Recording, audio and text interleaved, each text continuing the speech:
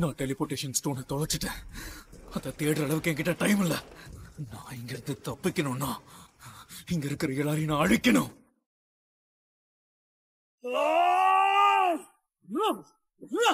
Stamina வேற குறைவா இருக்கு. இஷ்டத்தையும் கொலை நோக்கத்தையும் யூஸ் பண்ண முடியாது. அதுக்குன்னு என்னால விட்டு கொடுக்க முடியாது. நிச்சயமா இதுல இருந்து வெளியே வருவேன்.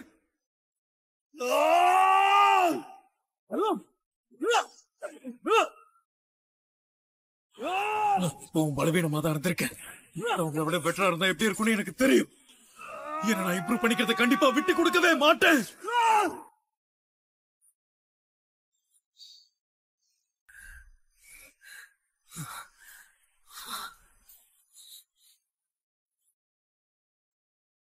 அவனோட புனை பெயரு எல்லா ஹண்டர்ஸை விட ரொம்ப பலவீனமானவங்கிறது தான். பலவீனமானவனா? அப்ப பலமானவன் இல்லையா? இல்ல, இதுக்கு முன்னாடி ஈரங்கேட்டுக்கு போனதுனால ஹாஸ்பிட்டல் போயிட்டான். அதனாலதான் அவனை பலவீனமான ஹண்டர்னு சொல்றாங்க. இங்க பாரசன், போதும்பா. இதுக்கு மேல உன்னை ஃபோர்ஸ் பண்ணிக்காத. அவரு சொல்றது சரிதான்.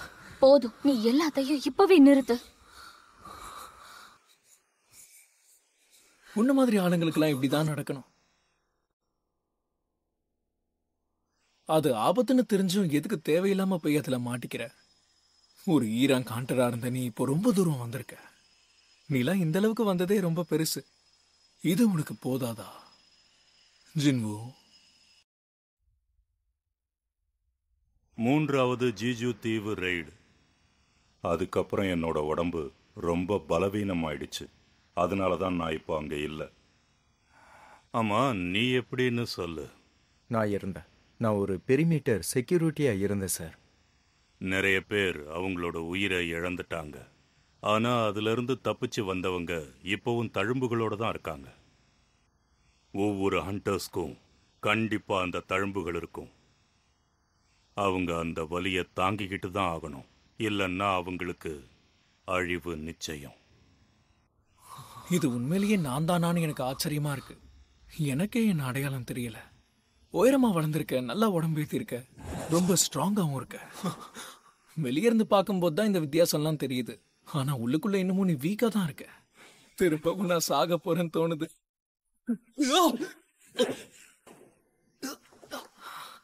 இ ரேங்க் ஹண்டர் சாங் ஜின்பு, அதுல எந்த மாற்றமும் இருக்க போறதில்ல. உலகத்துல தனக்குன்னு ஒரு அடையாளமே இல்லாதவன். வாய மூடு.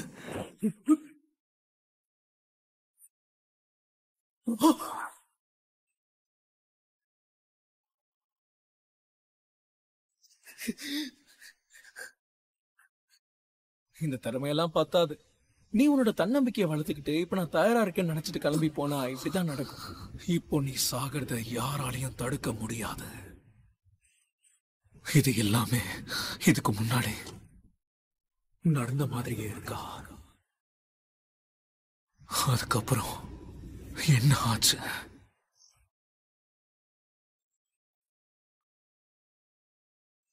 குவெஸ்ட் முடிய போகுதா? திறமை இருந்தா மட்டும் போதாது, லக்கும் வேணும். நீ அவ்வளவு சீக்கிரத்துல சாக கூடாதுன்னு அவங்க நினைக்கிறாங்க போல. அது வரைக்கும் என்ன பண்ணுவ?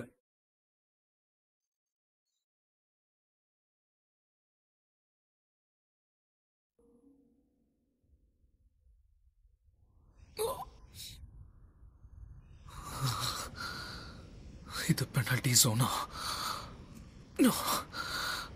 ஆமால, நான் இன்னைக்கு என்னோட டெய்லி குவெஸ்ட முடிக்கவே இல்லை. எது வருதான்? Nice timing. பெனால்ட்டி என் உயிரை காப்பாத்திடுச்சு. என்ன இதுல குட் லக்னு போட்டிருக்கு. குவெஸ்ட் ரொம்ப கஷ்டமா இருந்ததுனால தான் இப்படி வந்திருக்குமா? இல்லை நான் இந்த கஷ்டங்களை தாண்டி வரதுக்காக அந்த சிஸ்டம் என்ன உற்சாகப்படுத்துதா? ஒன்றும் புரியல. ஸ்டோர். இதுக்கு முன்னாடி நான் எப்பவும் 90க்கு மேல எக்ஸாஸ்ட் ஆனதே இல்லை.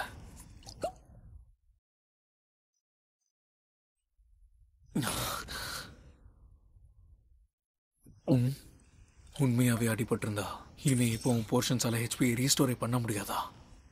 நேச்சுரலா ஹீல் ஆகுற வரைக்கும் வெயிட் பண்ண முடியாது. அதுக்குன்னு என்னால லெவலப் பண்ணியும் ரீஸ்டோர் பண்ண முடியாது. இப்போ வரைக்கும் நான் தேவையில்லாம கவலைப்பட்டுட்டு இருந்தேன்னு நினைக்கிறேன்.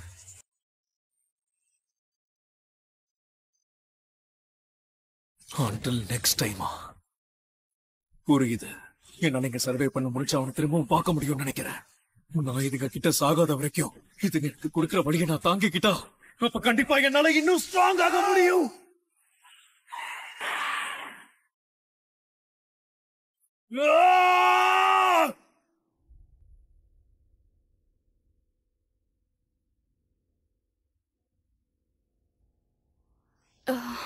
ரொம்ப வித்தியாசமான கனவு. ஆமா ஜின்வு, நீ இன்னும் வீட்டுக்கே வரலையா? இவன் ஏன் தான் இவ்வளோ நேரம் வேலை பார்க்குறானே தெரியல. ஒரு வேளை கேர்ள் ஃப்ரெண்ட் கிடைச்சிருப்பாளோ? அப்படியெல்லாம் நடக்க வாய்ப்பே இல்லை. ஒரு கார்டியன் டீச்சரை வந்து சந்திக்கணும்னு சொல்லியிருந்தேன். ஆமாம், அவங்கள வந்து சந்திப்பானா?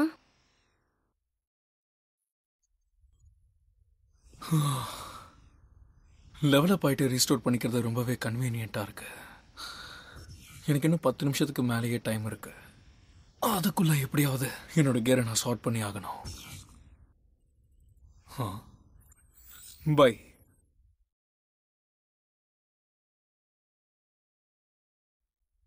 இது நைட் கில்லர். இது ஆர்மர் டைப் பீஸ்ட்டை இன்னும் 25% அதிகமாக டேமேஜ் பண்ணும். விலை கொஞ்சம் ஜாஸ்தி தான், இருந்தாலும் பரவாயில்ல. இப்போ நம்ம கிட்ட இது மட்டும்தான் இருக்கு. இது நான் ஈக்ரெஸோட ஃபைட் பண்ணும்போது கிடைச்ச ரூன் ஸ்டோன். கண்டிப்பா இந்த ஸ்கில் எனக்கு தேவைப்படும் நினைக்கிறேன்.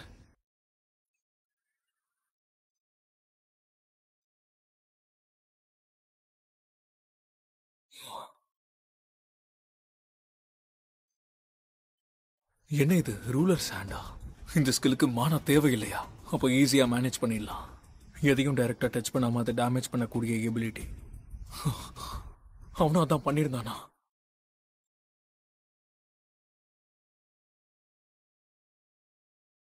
இப்போதைக்கு பெருசா இருக்கிற எதையும் என்னால நகர்த்த முடியாதுன்னு நினைக்கிறேன். எனக்கு தெரிஞ்ச என்னால இதை மட்டும்தான் மேனேஜ் பண்ண முடியும். லக் இருந்தா மத்ததெல்லாம் தானா நடக்கும்.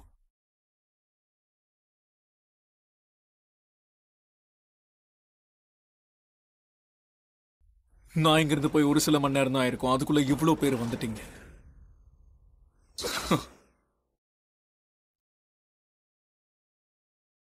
நாம இன்னும் கொஞ்ச நேரத்துல ஜெஜித்தியோட பாதுகாப்பு எல்லையில இறங்க போறோம். எனக்கு புரிஞ்சுது. என்ன மன்னிச்சிரு. இது உனக்கு ரொம்ப கஷ்டமா இருக்கலாம். இல்ல, அதெல்லாம் ஒன்றும் பிரச்சனை இல்லை. நான் 3வது ரைடு போகும்போது அப்ப நான் ஒரு ஹண்டராகவே இல்லை. அந்த விஷயம் உங்களுக்கு தெரியுமா? உங்க மனநிலைமை புரியுது கில்டு மாஸ்டர். நீ இப்படி சொன்னதை கேட்டு எனக்கு நிம்மதியா இருக்கு. கில் மாஸ்டர் சாய், தண்ணில பலவிதமான மனா தெரியுது. அது ஊட்டத்தை கொண்டு வருது. என்னது?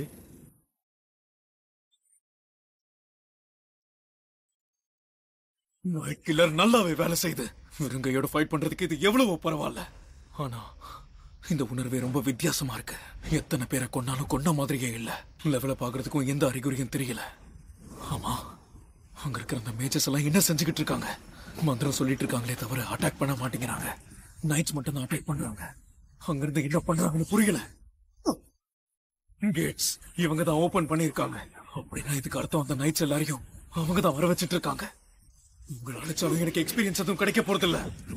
டார்கெட் பண்ண வேண்டியது இதுக்கெல்லாம் காரணமா இருக்கிற அந்த மேஜர்ஸ் தான்.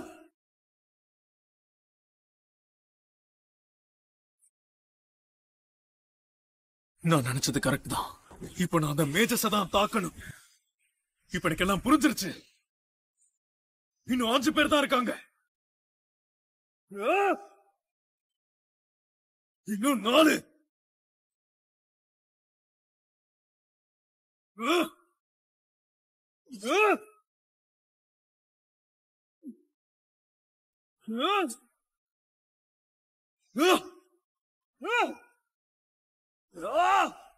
இன்னும் எவ்வளவு நேரம் அப்படியே பின்னாடியா மறைஞ்சிருக்க போறீங்க?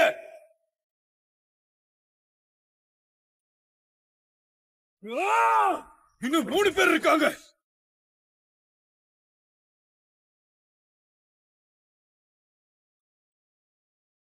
கோலமா?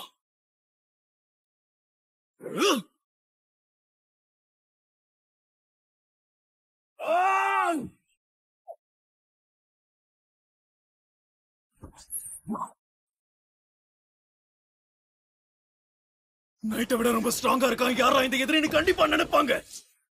கம்மியான டார்கெட்ஸ் வச்சுக்கிட்டு அவங்கள மாதிரி ஆளுங்களை என்னால ஈஸியா அடிக்க முடியும்.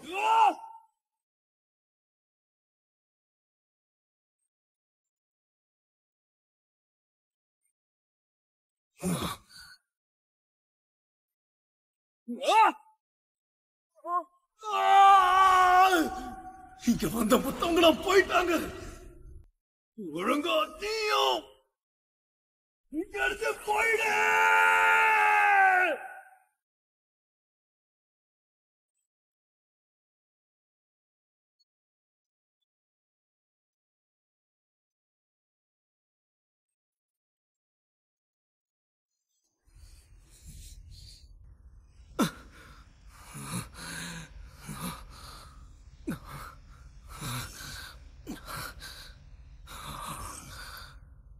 இது முடிஞ்சிருச்சா?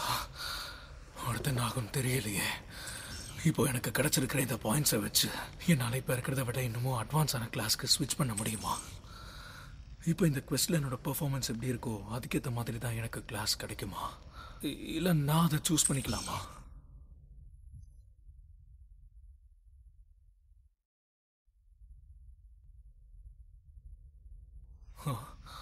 இதுக்கு என்ன அர்த்தம்?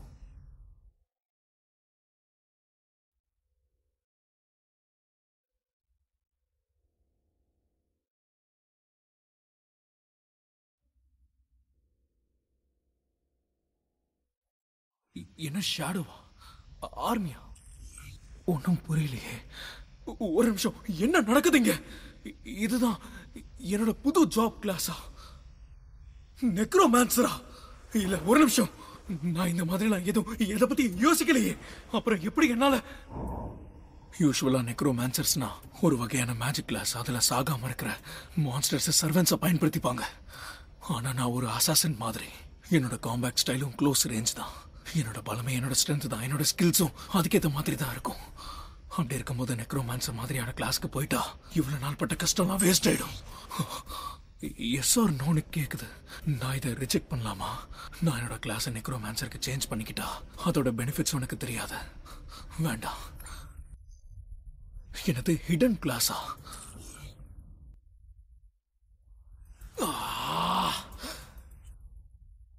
அப்படின்னா இதுக்கு அர்த்தம் என்ன? இதுக்கு ஏதாவது ஸ்பெஷல் பவர் இருக்குமா?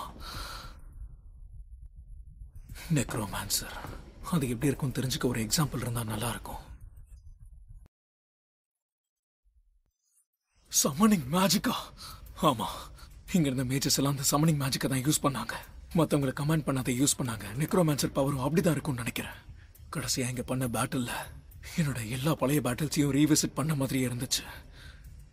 இது ஒரு ஜாப் சேஞ்சிங் குவெஸ்டா இருக்கும் தானே சொல்லியிருந்தாங்க. ஆனா இதெல்லாம் முன்னாடி அரேஞ்ச் பண்ண மாதிரியே இருக்கே. இதெல்லாம் இந்த சிஸ்டம் தான் பண்ணுதா? இருந்தாலும் இது இன்ட்ரெஸ்டிங்கா தான் இருக்கு. நான் இங்க பார்த்தவங்கலாம் பலசாலிகள் கிடையாது. ஆனா நான் பலசாலி. ஒரு நெக்ரோமான்சரா இருக்கிறதுனால ஃபைட் பண்ணக்கூடாதுன்னு எந்த ஒரு ரூலுமே கிடையாது.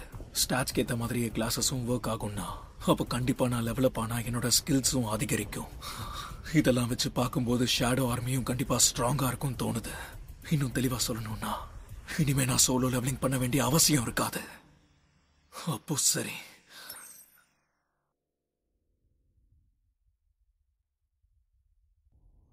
இந்தாங்க. ரொம்ப தேங்க்ஸ். ஏற்கனவே நல்லா விடிஞ்சிடுச்சு. ஹண்டர் சாய் அப்புறம் அவருடைய ஆளுங்க நேரம் தீவுல போய் இறங்கி இருப்பாங்க. சரி, லேட்டா வந்ததுக்கு மன்னிச்சிரு. பரவாயில்ல. நீ இங்க இருக்கிறதுனால என் கூட கொஞ்ச நேரம் உன்னால பேசிக்கிட்டு இருக்க முடியுமா?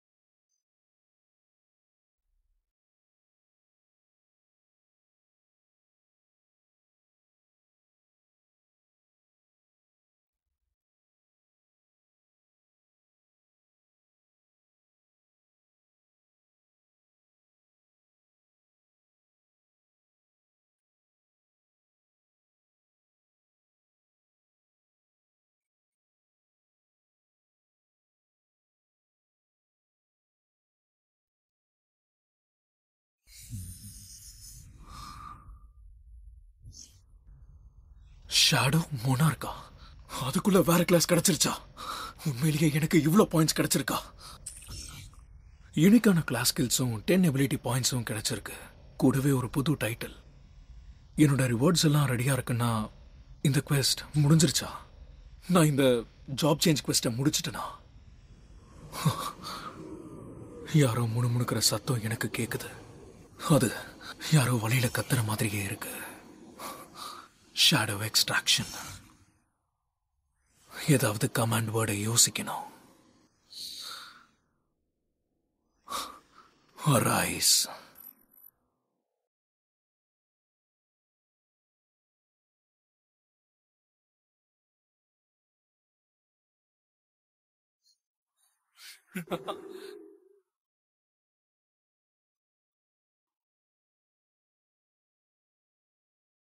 இது ரொம்ப நல்லா இருக்கு. யூனிக் ஸ்கில்ஸ், ஷேடோ எக்ஸ்ட்ராக்ஷன், அப்புறம் ஷேடோ ஸ்டோரேஜா? மனவை ட்ரெயின் பண்ணி ஷேடோ சோல்ஜர்ஸை உருவாக்குற ஸ்கில். அது மட்டும் இல்ல, அந்த ஷேடோஸை கண்ட்ரோல் பண்ணி நம்ம நினைச்சப்போ அதை வர வைக்கலாமா? அப்போ எனக்கு தெரிஞ்சு இவங்க தான் அந்த ஷேடோ சோல்ஜர்ஸா இருப்பாங்க. டார்கெட்டோட ஸ்ட்ரென்த்தை தெரிஞ்சுக்கிட்டு அது செத்து எவ்வளவு நேரம் ஆகுதுன்னு தெரிஞ்சுக்கிட்டு தான் எக்ஸ்ட்ராக்ஷன் செய்யணும். இல்லைன்னா அது ஃபெயில் ஆக நிறைய சான்ஸ் இருக்கு. இப்போ என் கீழே இந்த மேஜஸும் நைட்ஸும் இருக்காங்க. அது மட்டும் இல்லை, இவங்க வெவ்வேறு கிளாஸை சேர்ந்தவங்க. இல்லைன்னா எஸ் ரேங்க் ஷேடோஸை என்னால எக்ஸ்ட்ராக்ட் பண்ண முடியும்னா அப்போ என்னால கண்டிப்பா அவங்களோட வாழ்க்கையில அவங்க எவ்வளவு பலசாலியா இருந்தாங்கன்னு தெரிஞ்சுக்க முடியும்.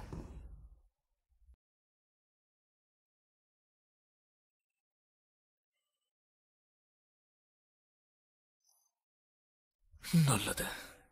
எனக்கு தெரிஞ்ச எக்ஸ்ட்ராக்ஷனுக்கும் ஸ்டோரேஜ்க்கும் அப்பர் லிமிட் இருக்குன்னு நினைக்கிறேன். இந்த படையில இருந்து 11 பேரை விடுவிக்கிறேன். தேவையில்லாம உங்களை எழுப்புனதுக்கு மன்னிச்சிருங்க. சரி, இப்போ நைட் கமாண்டர் ரீக்ரஸ் த பிளட் ரெட். இவனை என் கட்டுப்பாட்டுக்குள்ள கொண்டு வர முடியுமா பார்க்கலாம். Arise.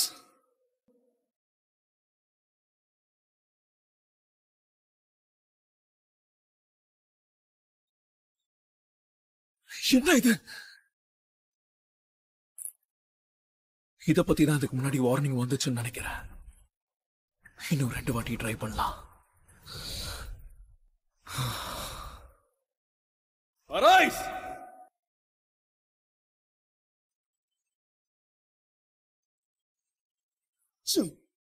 இது சொல்லாம நடக்கிற விஷயம். நம்ம ஹண்டர்ஸ் மறுமலர்ச்சிக்கு உட்படாத வரைக்கும் நம்மளோட சக்தி வலுவடையறதுக்கு வாய்ப்பே கிடையாது. அதனாலதான் நாங்க போர் நுட்பங்களை கத்துக் கொடுத்து கூட்டாளிகளை சேர்க்கிறோம். உன் அரசனோட வருகைக்காக காத்துட்டு இருக்கியா? ஆனா அவர் எப்போ வருவாருன்னு யாருக்கும் தெரியாது. நைட் கமாண்டர் ஈக்ரிஸ், நீ ஒரு சிறந்த வாரியர். உன் வாளை வச்சு எதிரிகளை வெட்டுறதுதான் உன் வாழ்க்கையோட நோக்கமா இருக்கணும். உன்னோட வாள் துரு பிடிக்கிற வரைக்கும் இந்த பாழடைஞ்ச இடத்துல தான் நீ இருக்க போறியா? நீ உன்னோட வாளை யாருக்காவது அர்ப்பணிக்கணும்னு நினைச்சா அதை நீ எனக்காக பயன்படுத்தலாம். ஆலை இல்லாத இந்த சிம்ஹாசனத்தை நீ பாதுகாக்கிறதுக்கு பதிலா உன் முன்னாடி நிக்கிறவனை நீ பாதுகாக்கலாம். Arise.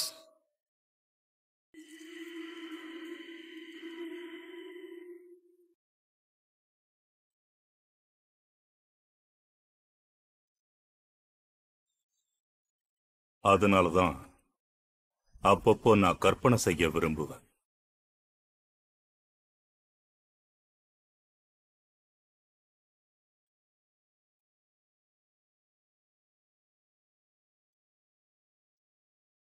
ஒவ்வொரு நாளும் புதிய எழுச்சி எப்படி இருக்குங்கிறத பத்தி முன்கூட்டியே சிந்திப்பேன். அதுல சந்தேகமே இல்ல.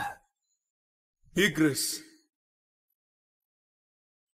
இதுதான் உன்னோட பேரு. நம்ம எதிர்பார்ப்புகளை மீறி புது ஒரு வழிகாட்டியா மாறுற அளவுக்கு வலிமையான ஒருத்தர் இந்த நிமிஷமே பிறக்க முடியும். அதை மட்டும் என்னால உறுதியா சொல்ல முடியும்.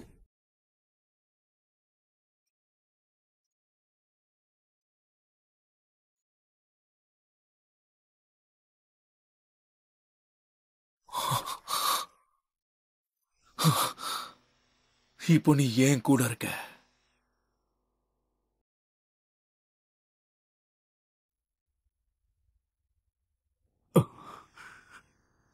கில்ட் மாஸ்டர் ஜாய், இங்க என்ன நடக்குது? எதுவும் புரியல. எனக்கு தெரிஞ்ச வரைக்கும் இதுக்கு முன்னாடி இப்படியெல்லாம் நடந்ததே இல்லை. ஆனா இப்போ இது எல்லாமே பரிணாம வளர்ச்சி அடைஞ்சிட்டு இருக்கு.